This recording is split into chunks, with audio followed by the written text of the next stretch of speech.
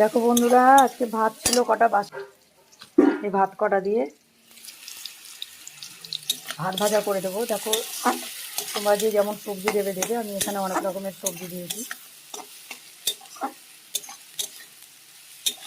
গোটা জিরে আর শুকনো লঙ্কা দিয়ে দিয়েছি সোমবারে।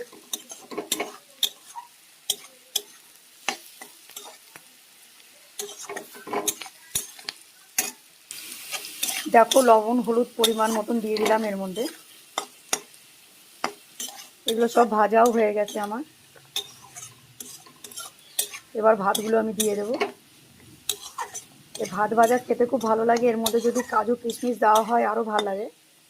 তা আমি এখন সকালে রান্নার টাইমে তাড়াহুড়োর সময় কাজু কিশমিশ দিলাম না। দেখো ভাতগুলো দিয়ে দিলাম। এবার ভাতগুলো ভালো করে সবজির সঙ্গে মিশিয়ে নেব।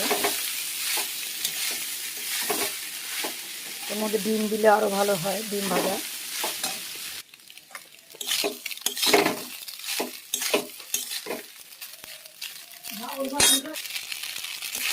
দেখো বন্ধুরা, আমার ভাত ভাজা হয়ে গেছে, এবার নামিয়ে দেবো।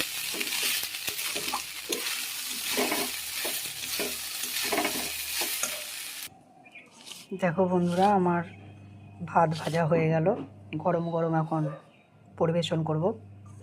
এখানে ব্লগটা শেষ করলাম।